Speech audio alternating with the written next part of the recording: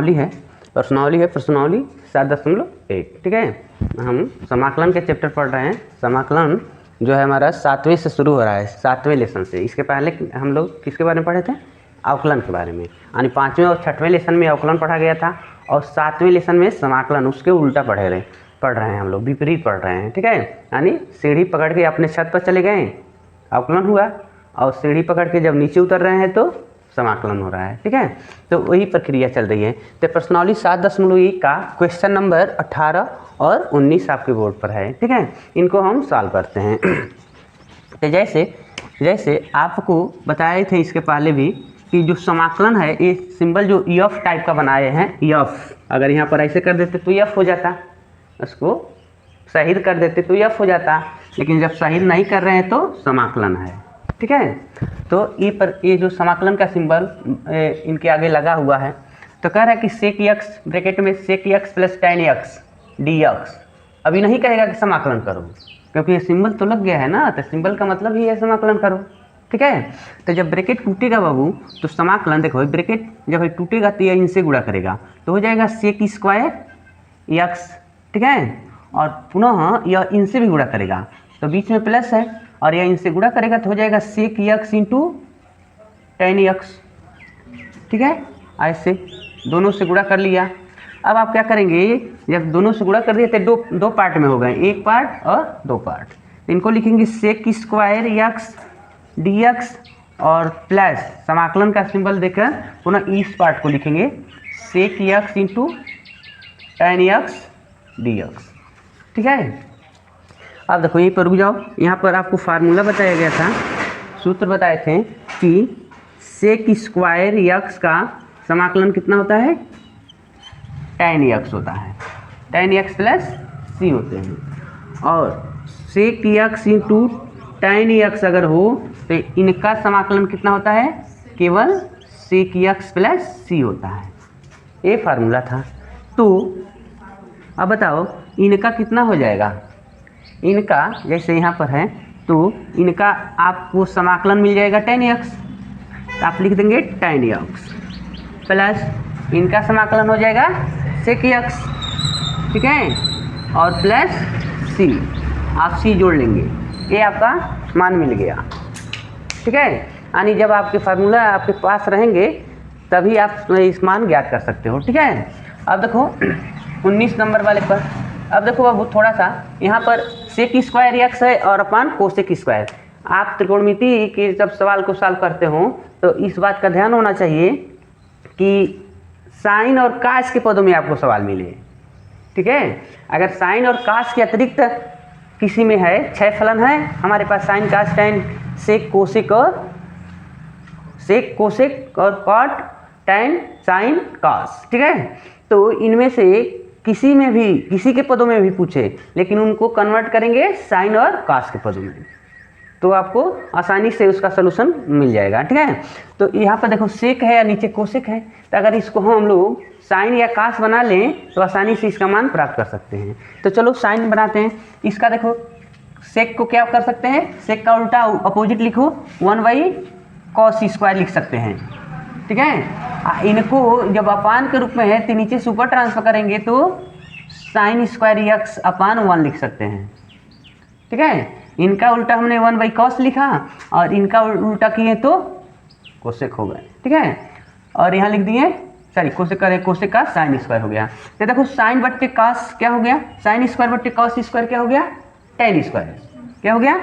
tan square x dx, tan square x dx हो गया, ठीक है। लेकिन हम tan स्क्वायर का समाकलन तो जानते नहीं है, हमारे पास इसका फार्मूला नहीं है, तो हम tan को ऐसे कन्वर्ट करें ताकि हमको फार्मूला टाइप बन जाए। तो tan का सूत्र होता है, आपको पता होना चाहिए। tan को लिखते हैं हम लोग tan स्क्वायर x को लिखा जाता है sec square x minus 1, sec square x minus 1, तो हम इनकी जगह पर लिख देंगे sec square x minus 1 dx, ठीक है। अब दो पार्ट हो गया, अलग अलग कर लो। समाकलन सेक स्क्वायर x का हम अलग समाकलन करेंगे और -1 का अलग समाकलन करेंगे, ठीक है। तो अब बताओ सेक स्क्वायर का समाकलन कितना होता है? tan x होता है, सेक का आपको नोट करवाए थे, ये फार्मूला है, खुद फार्मूला है, आपको याद रखना है। तो इनका समाकलन होता है tan x और +1 का समाकलन होता है e x होता है, ठीक है।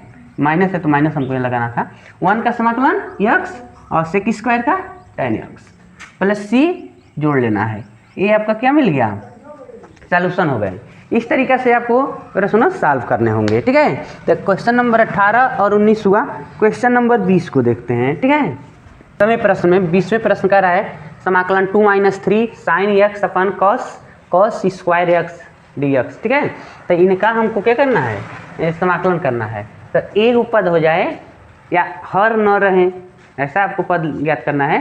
जिनका हर न रहे तब हम समाकलन कर पाएंगे। तो यहाँ पर हर दे दिया है, क्या कर दें कि हर निगलेक्ट हो जाए। तो ये आपको कोशिश करना है।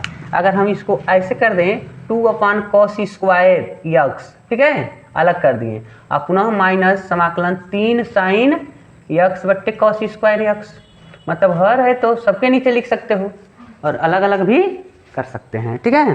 तो देखो 2/cos स्क्वायर, cos को ऊपर भेजो तो सेक स्क्वायर हो जाएंगे, ठीक है। तो हम 2 कॉमन कर लो, cos को ऊपर ले जाएंगे तो हो जाएगा sec square x dx, minus यहाँ 3 कॉमन कर लो और साइन बट्टे cos 2 बार लिखो इसको अलग अलग। देखो तो साइन ऊपर एक है और नीचे cos स्क्वायर ना है, तो हम एगो cos लिखे और गुणे 1/cos थोड़ा सा दूर लिख दिए dx, ऐसे समझे। अब बताओ यहाँ पर इनका तो समाकलन करिए लो, इनका tan हो गया, सेक स्क्वायर का समाकलन tan x, थोड़ा सा इनको देखो 3 आई साइन बट्टे cos क्या हो गया tan x, आई नीचे सुपर गए तो क्या हो गए सेक x dx।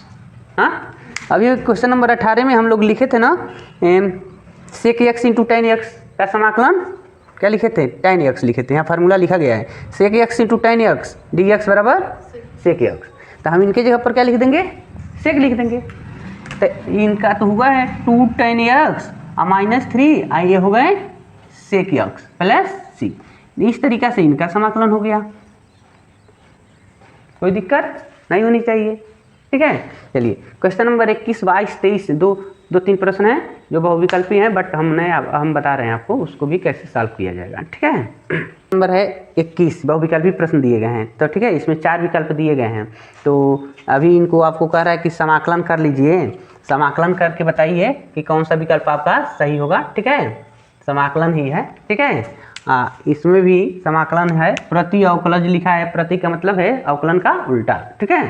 तो इनको आप सॉल्व करेंगे तो चलो यहीं से हम सॉल्व कर देते हैं। एक लाइन हमारा बचेगा, मान लो dx है ना, तो इनको x है तो x की पावर हाफ लिख देते हैं, आप प्लस यहाँ भी x की पावर हाफ लिख देते हैं। ऐसे काड़ी का मतलब हो गया 1/2, काड़ी का मतलब हो गया 1/2। तो अब देखो, अब हम इनको x के पावर हाफ dx अलग लिखेंगे, अलग अलग कर देते हैं, और प्लस समाकलन 1/x के पावर ना 1/2 है, तो इसको ऊपर ले जाओगे तो इनका घात कितना हो जाएगा, -1/2 हो जाएगा, ठीक है। ऐसे कर दीजिए। तो चलो इनका समाकलन कितना होगा, x के पावर 1/2 में 1 जोड़ लेंगे और नीचे 1/2 प्लस 1 कर देंगे, प्लस x के पावर -1/2 में 1 जोड़ लेंगे और नीचे भी -1/2 प्लस 1 कर देंगे और प्लस c लिख देंगे, ठीक है। तो देखो ये कितना हो गया, x के पावर 3/2 और नीचे भी 3/2 प्लस x के पावर, जब -1/2 में 1 जोड़ोगे तो प्लस 1/2 हो जाएगा और नीचे भी 1/2 हो जाएंगे, यानी एक -1/2 ना है तो प्लस 1 करेंगे तो 1 में 1/2 घट जा रहा है और प्लस c। आपका मान क्या मिल गया, इसका उल्टा कर दो, अब इसका उल्टा कर दो, नीचे का ऊपर चला जाएगा, ऊपर का नीचे हो जाएंगे। तो 2/3 और x के पावर 3/2 और यहाँ हो जाएगा 2 ऊपर हो जाएगा और x के पावर 1/2 प्लस c। ऐसे भी आंसर हो गया, नहीं तो कहीं कहीं बताओ 1.5 घात होना है, 3/2 का मतलब 1.5, ठीक है। तो एक काम करो, तो 2/3 x अलग कर दो, आधा x बचा ना, आधा पावर बचा ना, तो आधा पावर को काड़ी में कर दो, ठीक है। मान लो इसका 1 पावर है, इसका आधा पावर जोड़ोगे तो 1.5 पावर नहीं हो जाएगा। तो ऐसे भी कहीं आपको सवाल मिल जाएगा तो आप कंफ्यूज नहीं होंगे।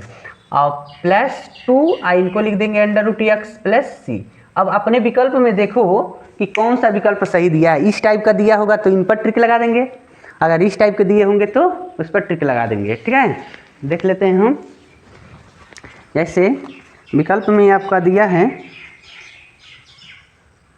विकल्प नंबर सी, विकल्प नंबर सी दिया हुआ है, सी दिया है 2/3। ठीक है, सी में यानी इस टाइप का दिया है, सी जो दिया है ना यह है विकल्प नंबर सी आपका सही है। अब देखो क्वेश्चन नंबर 6, क्वेश्चन नंबर 6 में दिया है 6 कह रहे हैं 22 है, क्वेश्चन नंबर 22 में कह रहा है कि एफ एक्स की वैल्यू इतना दी गई है और F2 बराबर 0 है तो एफ एक्स किसके बराबर है। तो आप एक बार अवकलन करेंगे इनका, तो चलो भाई अवकलन करो ना इनका, तो सीधे सीधे कर दो, आकि अलग अलग कर दें। पहले देखो यहाँ पर 4x के पावर 3 dx और माइनस समाकलन 3 माइनस समाकलन 3, इनको जब ऊपर ले जाओगे तो कितना हो जाएगा, x के पावर -4 हो जाएंगे। ठीक है, dx।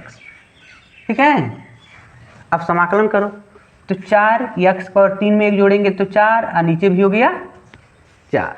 ठीक है, और -3 कॉमन है, x पावर -4 में एक जोड़ लो, नीचे भी -4 में एक जोड़ लो और प्लस सी लिखना। किसका मान निकाल रहे हो, एफ एक्स के मान निकाल रहे हो, यानी हम समाकलन कर रहे हैं।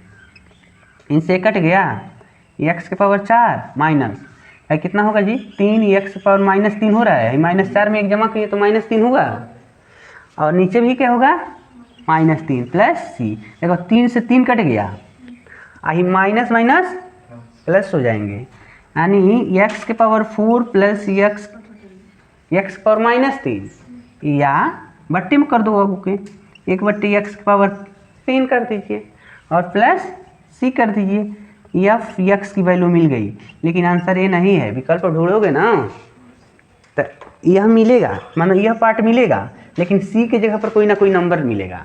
तो c का नंबर ही निकालने के लिए यहाँ पर कहा है कि F2 का मान 0 है।